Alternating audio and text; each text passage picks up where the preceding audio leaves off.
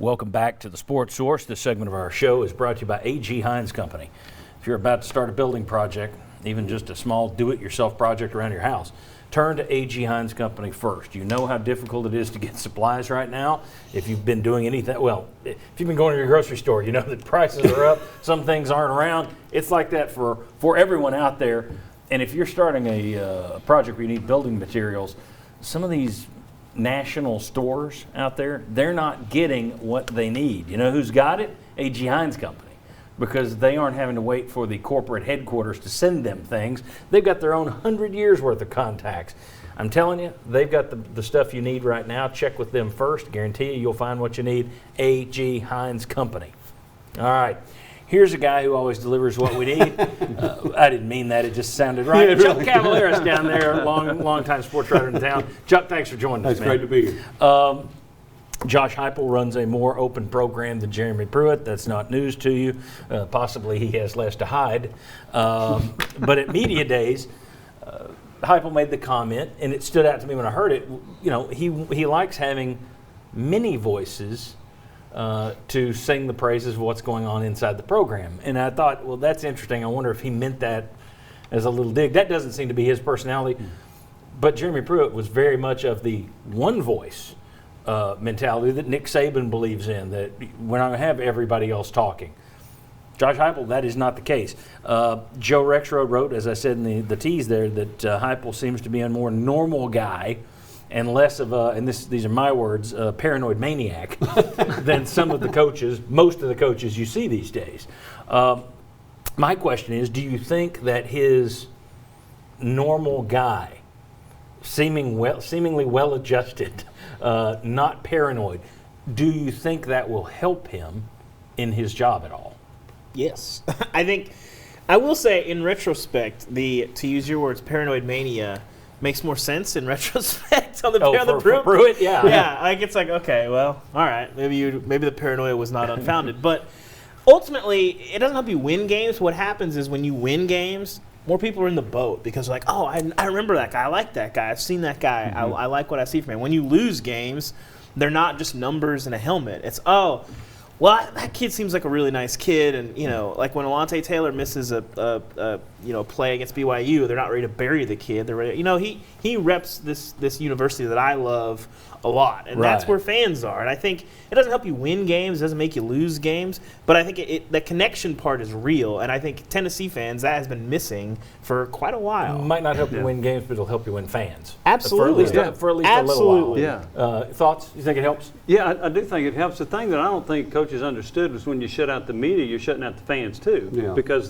some fans don't understand that. They just think that media is complaining, and it's like, well, if we're not seeing it, you're not hearing it either. If we're not getting it, you're not getting it. Yeah, there's some that feel that way. Yeah. But I just think that overall it's a better situation.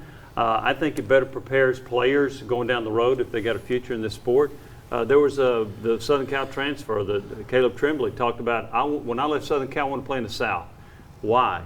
And he said, well, there are 15 people in front of me interviewing me. You wouldn't have that at Southern Cal. So there's interest. And I think that the more you make players available, the more you make assistants available, the more you're available, I think that generates interest. And one of the key points will be to me, so right now season ticket sales at Tennessee are not very good, right? They're less than 55,000. It's the lowest they've had since anyone can remember. Right. But I'll be interested to see if those season ticket sales start to go up a little bit more as we get closer to the season. Yeah, I mean, that's kind of what I had down is right now Tennessee football could be considered a tough sell. I mean, we know all the reasons. Now you're putting some faces to the program. And you're giving people, hey, yeah, I mean, that's the special teams coach was on TV the other day, or the wide receiver that you never have really gotten to see. And I think, like you're talking, it's good for the players, and I think it could help sell some tickets, especially if you go out there and give them some excitement on the field. The other side of this, too, is, and it's going to be interesting for the guys like Saban. Well, maybe not Saban because they win so much down there, it's not going to matter. But the NIL stuff, players are going to make more money if they can actually talk, if they're seen, if they're heard.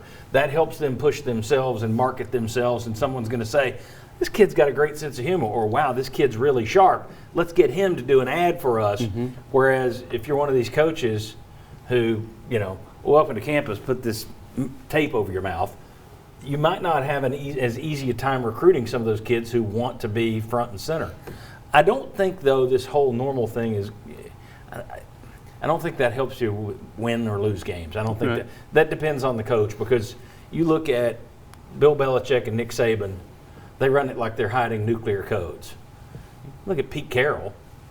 Wide open practices at Southern Cal, loosey-goosey with the Seahawks. That comes down to whether or not you can coach. You can win games whether you're running a tight ship and you're a jackass, or you can win games if you're the nicest guy in the world and hip-hoppity around, you don't care, it's all fun and games. But in terms of getting a good mood around your program, I think it's huge. I also think, as you said, and we'll get into this next segment, I also think it helps good mood inside your program. I do too, and I think that's been evident. I talked to somebody the other day. It is kind of interesting, and I know this happens typically.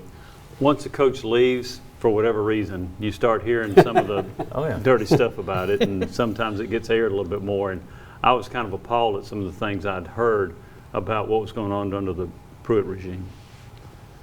Well, see, And it's you're not even also, talking about just paying guys huge wads of cash. No, and it's also a reward for the players, other than the coach just saying, well, so-and-so's doing really well. You say, well, here, let's make this kid available to the media.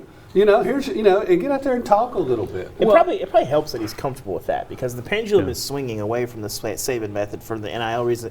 It's Right. it's going to be real or perceived. It's saying you're limiting his earning potential as Right. whether it's a freshman or whoever it is. But if you get a Bryce Young or a DJU on your campus and they're not playing and you're not letting them make do interviews or whatever, that's going to be a problem for you. and there'll be some players that don't want to do it, that still are not real comfortable. Yeah. Okay, I get that. But there have been a number of times when for senior day at the end of the year, we're allowed to talk to this senior player, and he was hilarious. And I'm like, where has he been? We've for been 4 missing years? that. We've never talked to him before. We didn't know anything about this. Yeah, it's almost like coaches are more afraid of the bad soundbite or the bad tweet that could come out than they are feeling confident in the many, many positive things that could be said. It's like, if we have one kid that could possibly put bulletin board material Oh, yeah. on the other team's bulletin board, we can't risk having anybody talk and say great things. But isn't you that do so miss like out. 80s or 90s, the bulletin board stuff? Yeah. I never if really it's not there, they're going to create their own Yeah, anyway. exactly. So it's like whatever. You manufacture it anyway. Did you hear what they're saying about you? Hey, I tell you what. Let's. This next segment kind of carries over to that. You had a sophomore at UT, Knoxville player, talk about the fact that there's a totally different mindset over there. We'll get into that next. Come on back on the Sports Room.